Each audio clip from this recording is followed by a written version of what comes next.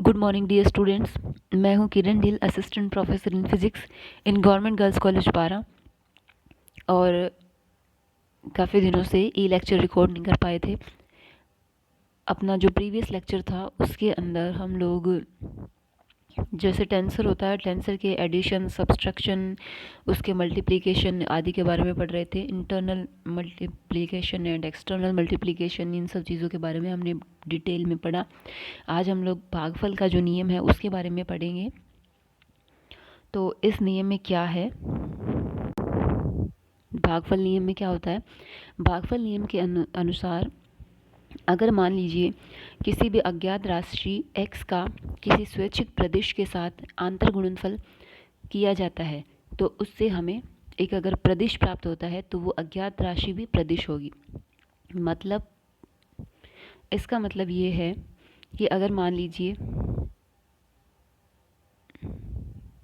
हमारे पास कोई tensor quantity है, उस टेंसर क्वांटिटी का गुणा किसी अननोन कोई भी राशि है जिसका हमें पता नहीं कि क्या है, उसके साथ गुणा करते हैं टेंसर का। ठीक है, तो अगर हमें टेंसर मिले तो इसका क्या मतलब हुआ, टेंसर का किसी के साथ गुणा किया और उससे टेंसर मिला, तो इसका मतलब टेंसर का अगर हम टेंसर के साथ गुणा करते हैं तभी टेंसर मिलता है।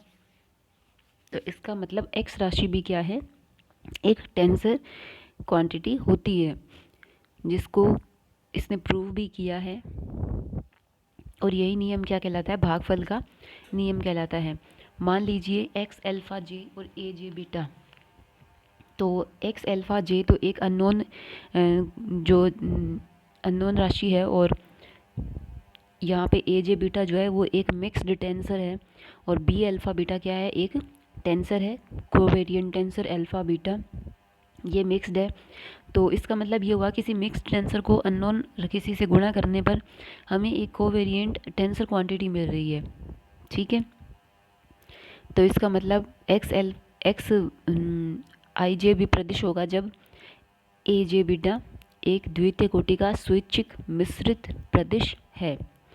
ए जे बीटा क्या है, एक सेकेंड ऑर्डर मिक्स्ड टेंसर है, क्योंकि एक तो वेरिएबल ऊपर है जे और एक की वेरिएबल क्या है नीचे, तो दो वेरिएबल है तो द्वितीय कोटि का, और ऊपर और नीचे दोनों हैं तो मिक्स्ड टेंसर है। ठीक है, और अब इसका प्रूफ देखो, इसकी उत्पत्ति कैसे होती है इस नियम की, कि जैसे इसने कहा कि एक्स अल्फा जे को ए जे बीटा से गुणा करेंगे तो क्या मिलेगा, बी अल्फा बीटा। अब हम लोग क्या करेंगे, ए जे बीटा और बी अल्फा बीटा दोनों के रूपांतरण समीकरण लिख लेंगे।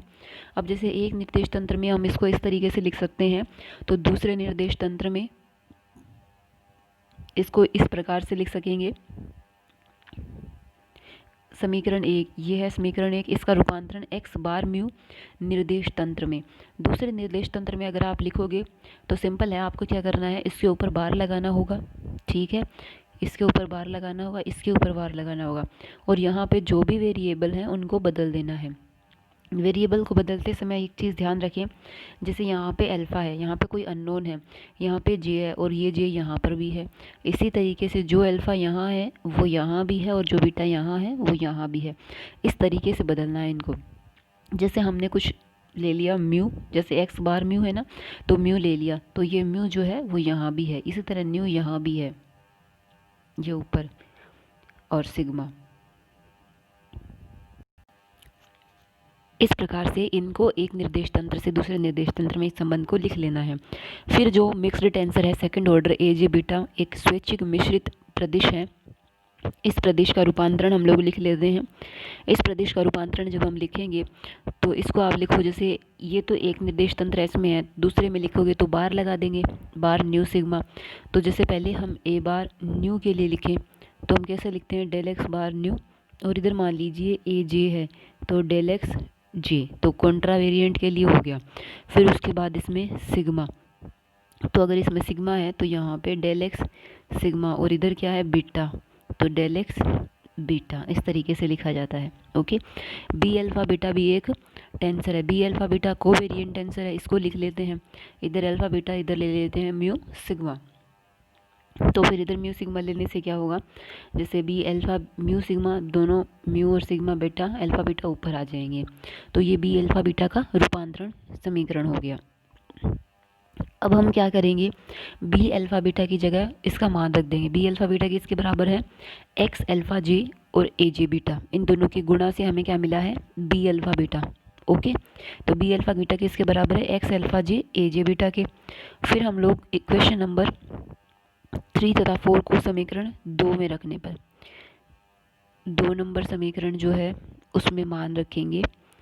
इसमें एक्स बार म्यू न्यू तो है ही सही, ए बार म्यू सिग्मा और बी बार म्यू सिग्मा, तो यानी कि इसका और इसका ये जो मान आए हैं ये दोनों हम यहाँ पे रख देंगे इस इक्वेशन में। तो एक्स बार म्यू न्यू तो यहाँ पे बाहर आ गया, उसके बाद ए बार म्यू सिग्मा का मान रख दिया और इधर बी बार म्यू सिग्मा का मान रख दिया। दोनों मानों को देखने पर यहाँ पे एक्स की पावर बीटा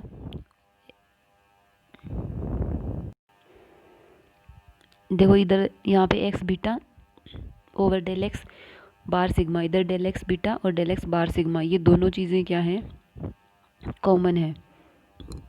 इसके साथ ही ए जे बीटा और ए जे बीटा ये भी कॉमन है, तो दोनों टर्म्स को एक तरफ लेकर के इन दोनों को बाहर निकाल देते हैं। तो इसमें एक्स बार और del x nu over del x j ये बचेगा, इधर ये और ये बचेगा। ठीक है, अब बराबर क्या हो गया, ज़ीरो। दो चीज़ें, अगर ए डॉट बी बराबर ज़ीरो है इसका मतलब क्या हुआ, या तो ए ज़ीरो है या फिर बी ज़ीरो है, कोई ना कोई एक तो ज़ीरो है। अब ए जे बीटा जो है वो ज़ीरो नहीं हो सकता, ये एक मिक्स्ड टेंसर है, ये ज़ीरो नहीं हो सकता। दैट मीन्स ये रिलेशन जो है वो ज़ीरो के बराबर होगा, और इस रिलेशन को ज़ीरो के बराबर रखते हैं। ठीक है, और इसमें हम क्या करते हैं, डेल एक्स की power m over del x की पावर n से बाहरी गुणनफल करते हैं, इसको इधर इसे गुणा कर देते हैं। गुणा करने से क्या होता है, जैसे डेल एक्स की पावर m और डेल एक्स जे, जैसे एक निर्देश तंत्र वाले रहते हैं ना, ये m और ये j, इसको आप लिख सकते हो डेल एम जे। इसी तरीके से ये जो है del x minus nu over del x minus n, इसको लिख सकते हो। ये दोनों एक निर्देश तंत्र में, माइनस नहीं बार, ये एक ही निर्देश तंत्र में, इसको डेल न्यू एन लिख सकते हो। ओके, जैसे इसने यहाँ पे लिखा है एम जे और न्यू एन। इधर कुछ भी ऐसा नहीं है, क्योंकि इधर तो एक निर्देश तंत्र वाले ऊपर हैं, एक निर्देश तंत्र वाले नीचे हैं, दोनों को बराबर कर देते हैं। जैसे डेल में क्या होता है, m बराबर जे होता है तो 1 होगा, न्यू बराबर n होगा तो 1 होगा, तो m बराबर जे और न्यू बराबर n रख देंगे, m बराबर जे और न्यू बराबर n रख देंगे, जिससे क्या होगा, x बार म्यू न्यू, क्योंकि ये दोनों तो 1 हो गए, माइनस ये वाली टर्म, और इसमें m बराबर तो क्या आ गया था, j, और बाकी तो कुछ भी नहीं, n था, n की जगह न्यू रख दिया। ओके, तो इसमें क्या हो गया, देखो म्यू न्यू, इधर क्या है म्यू न्यू, अल्फ़ा जे, ये किस में आता है, ये कोवेरिएंट टेंसर में हम लिखते हैं ना, जैसे जो राशि इधर है वो इधर बटे में, जो इधर है वो इधर ऊपर, है ना। अब देखो हमने जैसे ये लिखा था, जो इधर है वो म्यू सिग्मा इधर, अल्फ़ा बीटा इधर ही, तो ये क्या हो गया, ये भी एक मिक्स्ड कोवेरिएंट टेंसर हो गया, ये वाला भी एक कोवेरिएंट टेंसर हो गया, सी म्यू न्यू सी अल्फ़ा जे। ठीक है, यानी कि भागफल का जो नियम है वो हमें प्राप्त हो गया है। हमने किसी मिक्स्ड टेंसर के साथ एक्स अल्फ़ा जे का गुणा किया था, जिससे हमें क्या मिला, एक कोवेरिएंट टेंसर क्वांटिटी मिलती है। तो इसका मतलब एक्स अल्फ़ा जे खुद भी क्या है, एक कोवेरिएंट टेंसर क्वांटिटी है। उसके बाद है यूक्लिडियन एवं रीमान आकाश। आपने जैसे प्रीवियस ये किया है ना टॉपिक, इसके अंदर जैसे ये वेरिएबल आप लेते हो न्यू सिग्मा, इनकी जगह अगर आप कुछ और भी लेना चाहो तो ले सकते हो, बट उनको मैनेज करना, किस तरीके से रिलेशन को प्राप्त करना है, वो चीज़ें ध्यान में रखनी होगी। ठीक है, तो अगर ऐसा है कि कुछ म्यू की जगह कुछ और लेना चाहते हो, न्यू लेना चाहते हो, आर एस कुछ भी ले सकते हैं, कोई वो दिक्कत नहीं है, बट जो रिलेशन हमें प्राप्त करना है, जैसे ये वाला रिलेशन, तो यही आ जाना चाहिए। ओके, उसके बाद है यूक्लिडियन एवं रीमान आकाश। तो एन डायमेंशनल स्पेस के अंदर क्या होता है, किसी रेखीय अल्पांश के वर्ग को द्विघात के रूप में निम्न प्रकार से लिख सकते हैं। जैसे ये हमने पहले किया था ना, मैट्रिक टेंसर वगैरह किया है अपने प्रीवियस लेक्चर्स के अंदर, तो उसके अंदर किया था DL2 is equal to GIJ DXI DXJ, ये रिलेशन हम उसमें प्राप्त कर चुके हैं। इस रिलेशन में ये जो GIJ है मैट्रिक्स होता है, ये मैट्रिक गुणांक होता है, ये इसकी कुछ प्रॉपर्टीज़ होती हैं। पहला कि इस मैट्रिक के सारणिक का मान जो है वो 0 के बराबर नहीं होना चाहिए, जो भी मैट्रिक्स बनेगी उस मैट्रिक्स का मान जो है वो 0 नहीं आना चाहिए, ठीक है। और फिर ये मैट्रिक्स क्या है, सिमेट्रिक होना चाहिए, यानी कि इसके एलिमेंट को रिप्लेस कर देने पर, जैसे GIJ है तो GIJ का मतलब I की जगह J और J की जगह I कर देने पर जो मान आएगा वो GIJ के मान के बराबर होना चाहिए। तो ये मान जो है वो एक दूसरे के बराबर होने चाहिए। तो अगर इन शर्तों का पालन होता है, मीन्स कि जहाँ पे मैट्रिक टेंसर का मान 0 के बराबर नहीं होता है और जहाँ पे ये सिमेट्रिक होता है, यानी कि GIJ is equal to GJI, तो वह आकाश रीमन आकाश कहलाता है। और यदि दूरिक प्रदिश के सभी घटक XI पर निर्भर नहीं करते हों तो वह आकाश यूक्लिडियन आकाश कहलाता है। यानी कि जहाँ पे ये जो GIJ है उसके सभी कंपोनेंट XI के फलन होंगे वह रीमान, और जहाँ पे XI के फलन नहीं होंगे वह यूक्लिडियन आकाश कहलाता है। ये इसकी प्रॉपर्टी है। और GIJ बराबर होता है HI square when I is equal to J, I is equal to J में ये कंडीशन फुलफिल होती है। ये पूरा अगर आप, क्योंकि बहुत दिन हो गए वो टॉपिक पढ़े हुए, तो पीछे देख लेना। कार्तीय निर्देशांक तंत्र में क्या होता है, GIJ bar is equal to GIJ, उसमें तो ऐसा कुछ होता ही नहीं है। और उसमें GIJ में जब I और J एक दूसरे के बराबर होते हैं तब उसका मान क्या आता है, 1 आता है, अदरवाइज मान क्या आता है, 0 आता है। जब I और J एक दूसरे के बराबर नहीं होते हैं तब मान क्या आएगा, 0 आ जाता है। कोवेरिएंट टेंसर की परिभाषा से क्या होता है, A mu is equal to, जैसे A mu is equal to G mu I तो म्यू तो एक फिक्स हो गया, जैसे म्यू 1 2 3 है ना, म्यू का बराबर 1, और I कितना होता है, I होता है 1 2 एंड 3, ठीक है। तो म्यू को जैसे आप 1 रखो और उसके बाद I1 I2 I3, लेकिन 1 2 1 3 क्या है, ये 0 हो जाते हैं, तो इसका मतलब ये मान के आ जाएगा, सिर्फ A1 आ जाएगा। इसी तरह A2 में म्यू को तो 2 रखते चलो, और जो बाकी I है ना उसको 1 2 3 इस तरीके से, तो इसका मान जैसे ये भी 0 ये भी 0, सिर्फ A2 आ जाएगा। A3 के अंदर भी म्यू को 3 और I को 1 2 3 इस तरीके से रखते चलो, तो ये 0 केवल 3 आ जाएगा। ओके, इस प्रकार से क्या होता है, कार्तीय निर्देशांक तंत्र में प्रतिचर सदिश या प्रदिश तथा सहचर सदिश या प्रदिश में कोई अंतर नहीं होता, क्योंकि उनके घटक समान होते हैं। जैसे इसने ये यहाँ पे निकाल दिया ना, ये कोवेरिएंट ये कॉन्ट्रा, ये कोवेरिएंट ये कॉन्ट्रा। कार्टेशियन कोऑर्डिनेट सिस्टम में इस बात से फ़र्क नहीं पड़ता कि कौन सा कोवेरिएंट है कौन सा कॉन्ट्रा वेरिएंट है, it only depends in tensor. जो टेंसर के लिए कोऑर्डिनेट सिस्टम जो है उसके लिए हम उसमें इस चीज़ की बात कर सकते हैं, अदरवाइज़ ये नहीं इम्पोर्टेंस रखता। उसके बाद है ध्रुवीय सदिश, ध्रुवीय सदिश या अक्षीय सदिश। ध्रुवीय सदिश या अक्षीय सदिश में क्या होता है कि हम लोग जो फर्स्ट ऑर्डर का जो कॉन्ट्रा वेरिएंट टेंसर होता है या जो कोवेरिएंट टेंसर होता है उसमें क्या होता है, त्रिविमीय आकाश में उनके 3 घटक होते हैं। जैसे कंपोनेंट किस तरीके से होते हैं, जैसे मान लीजिए फर्स्ट ऑर्डर है और त्रिविमीय आकाश है तो इस तरीके से, सेकंड ऑर्डर है त्रिविमीय आकाश है तो इस तरीके से, जिस स्पेस में है ना वो तो जैसे एन स्पेस, और जिस ऑर्डर का है तो वो पी, ये हमने पहले पढ़ा था ना, इस तरीके से हम देखते हैं। तो उसमें क्या होता है,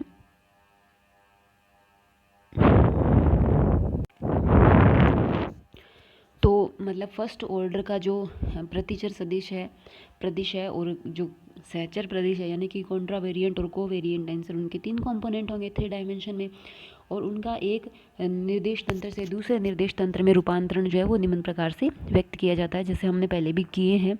तो प्रथम कोटि के जो प्रतिचर प्रदिश हैं या फिर सहचर प्रदिश हैं वो क्या है, साधारण सदिश के तुल्य होते हैं। कार्तीय निर्देश तंत्र में प्रथम कोटि के प्रतिचर प्रदेश तथा सहचर प्रदेश में कोई अंतर नहीं होता है। ये हमने ऊपर देखा था यूक्लिडियन स्पेस में कि कार्टेशियन कोऑर्डिनेट यूक्लिडियन और रीमान आकाश जब हम देख रहे थे कि कॉन्ट्रावेरिएंट और कोवेरिएंट एक दूसरे के बराबर है, कार्टेशियन के अंदर कोई मतलब नहीं है इस चीज़ से। तो जो प्रथम कोटि के प्रदिश होंगे ना, क्योंकि वो चाहे प्रदिश प्रतिचर हो या सहचर हो, वो एक जैसे ही नज़र आते हैं कार्टेशियन में, तो उनको हम बोलते हैं ध्रुवीय या साधारण या उचित प्रदिश, उचित सदिश कहलाते हैं। ठीक है, और इसके जो एग्जाम्पल हैं वो है सदिश विस्थापन, डिस्प्लेसमेंट और एक्सीलरेशन और मैकेनिकल फोर्स, ये सारे क्या हैं, ध्रुवीय प्रदिश के उदाहरण हैं। मीन्स कि जो फर्स्ट ऑर्डर के कॉन्ट्रावेरिएंट और कोवेरिएंट टेंसर होंगे ना, वही क्या कहलाएंगे, पोलर टेंसर या फिर ऑर्डिनरी टेंसर और प्रॉपर टेंसर। ठीक है, वो कहलाते हैं, क्योंकि वो क्या है, उनमें डिफरेंशिएट उनको डिफरेंशिएट करना मुश्किल है, वो सिमिलर लगते हैं फर्स्ट ऑर्डर के। लेकिन बात अगर सेकंड ऑर्डर की करें, सेकंड ऑर्डर मीन्स कि हमने फर्स्ट ऑर्डर के दो जैसे सदिश राशियां हैं ए वेक्टर और बी वेक्टर, उनको आपस में गुणा किया, उनको गुणा करने पर आपके पास 9 कंपोनेंट प्राप्त होते हैं, यानी कि एक मैट्रिक्स बन जाती है। ठीक है, तो मैट्रिक्स बन जाने पर क्या होगा, ये एक निर्देश तंत्र से दूसरे निर्देश तंत्र में द्वितीय कोटि के सहचर प्रदिश की भांति रूपांतरित होते हैं। अतः द्वितीय कोटि का सहचर प्रदिश होगा, सदिश जो है वो एक द्वितीय कोटि का सहचर प्रदिश होगा। यानी कि अगर दो सदिशों का आपस में गुणा कर रही हैं, यानी कि दो सदिशों का अगर आप आपस में गुणा कर रहे हैं तो उनसे 9 कंपोनेंट मिलते हैं। तो ये उस टेंसर की तरह ही है जिसमें आप क्या करते हो, सेकंड ऑर्डर टेंसर में क्या होता है, सेकंड ऑर्डर टेंसर के अंदर भी 3 डायमेंशनल स्पेस के अंदर 9 कंपोनेंट मिलते हैं। तो ये भी क्या है, एक द्वितीय कोटि के सहचर प्रदिश की भांति व्यवहार करता है। तो इस प्रकार के सदिशों को हम कहते हैं अक्षीय सदिश या छद्म सदिश, यानी कि स्यूडो वेक्टर, यानी कि काल्पनिक एक तरीके से, एक्चुअल में है सदिश बट उनका बिहेवियर है वो एक प्रदिश की बाती है, सेकंड ऑर्डर टेंसर की बाती है, कोवेरिएंट है। ठीक है, ओके, उसमें क्या है, एग्जांपल्स हैं कोणीय वेग, कोणीय त्वरण, बल आघूर्ण आदि सभी अक्षीय या सदिश या प्रदिश होते हैं। अब देखो इनमें मुख्य रूप से अंतर क्या है कि दो ध्रुवीय या दो अक्षीय सदिशों, एक तरीके से अंतर नहीं है, ये इनकी प्रॉपर्टी है कि अगर आप दो ध्रुवीय सदिशों का आपस में गुणा करते हैं, यानी कि फर्स्ट ऑर्डर वाले, और अगर दो अक्षीय सदिश यानी कि सेकंड ऑर्डर और हायर ऑर्डर, उनका आपस में गुणा करते हैं, तो क्या होता है, हमें एक्चुअल में अदिश राशि प्राप्त होती है। ठीक है, और इसमें क्या होता है, निर्देश तंत्र के व्युत्क्रमण से मान जो है वो अपरिवर्तित रहते हैं। एक दूसरा अंतर ये है कि अगर मान लीजिए अक्षीय का आपने ध्रुवीय के साथ गुणा किया है, तो जो भी राशि हमें प्राप्त होगी उसका एक निर्देश तंत्र से दूसरे निर्देश तंत्र में रूपांतरण से वो इन्वेरिएंट नहीं रहती है। इन्वेरिएंट कब रहेगी, जब अक्षीय का अक्षीय के साथ, ध्रुवीय का ध्रुवीय के साथ गुणा किया जाएगा। अगर क्रॉस मल्टीप्लिकेशन करोगे, एक पोलर है और एक एक्सियल है, दैट क्या होगा, वो इन्वेरिएंट नहीं रह पाएगी, उसमें क्या होता है, माइनस का साइन आ जाता है। और इस प्रकार के अदिश गुणनफल से प्राप्त जो अदिश है वो क्या होता है, छद्म अदिश होता है। यानी कि जब हम लोग ध्रुवीय का छद्म के साथ गुणा करते हैं तो छद्म मिलता है। ओके, तो बच्चों किसी न किसी तरीके से ये यूनिट ऑलमोस्ट क्या पूरी तरह से कंप्लीट हो गई है। अब हम सेकंड यूनिट की तरफ चलते हैं नेक्स्ट लेक्चर के अंदर। और जैसे अभी क्या हो रहा है, बहुत दिनों से वीडियो लेक्चर नहीं बन रहे हैं, जितनी कोशिश हो सकेगी उतनी बनाएंगे। अगर कुछ रह जाता है, जैसे हमारे पास अभी 2 बुक्स हैं, ये एक पेपर जो अभी कर रहे हैं, उसके अलावा थर्मो भी है, तो आपकी क्लासेस में भी 17 नवंबर के बाद शुरू हो जाएगी कॉलेज में, और वो तो होंगी सही, पर साथ साथ में वीडियो लेक्चर जहाँ तक पॉसिबल होगा अपलोड करते रहेंगे। और हमारे पास एक अल्टरनेट है, अगर ये इसमें नहीं हो पाता है, हमारे पास एक अल्टरनेट है। वो क्या है कि हमारे जैसे कॉलेज की वेबसाइट है, उसके अलावा जैसे अनदर कॉलेजेस की वेबसाइट्स भी हैं, क्योंकि हमारे पास अभी एक सिंगल फैकल्टी है, मैं ही हूँ। दूसरे कॉलेजेस में जो दूसरी फैकल्टी मेंबर्स हैं उन्होंने भी वीडियो अपलोड किए हैं। तो हमारे पास अगर टाइम कम बचेगा और हमारे पास अगर कंटेंट पूरे नहीं होते हैं, देन हम दूसरे कॉलेजेस की वेबसाइट में से गुड वीडियो क्वालिटीज़ वाले जो वीडियोस हैं वो सेलेक्ट करके आपके लिए प्रोवाइड करा सकते हैं, ताकि आपको किसी भी तरीके का नुकसान नहीं हो। तो आप टेंशन मत लीजिए, टेंशन की कोई दिक्कत कोई बात नहीं है। और ये भी आ रहा है कि आप लोगों का सिलेबस कम होगा कि नहीं होगा। अगर होगा तो भी अच्छी बात है, और नहीं होगा तो हम पढ़ ही रहे हैं। तो आप खुश रहिए, स्वस्थ रहिए। खुश रहेंगे, स्वस्थ रहेंगे तो जो भी पढ़ रहे हैं वो अच्छा पढ़ेंगे। और चिंता मत कीजिए, मैं जितना हो सकेगा आपका सिलेबस कवर कराने की पूरी कोशिश करूँगी। अपना ख्याल रखिए। धन्यवाद।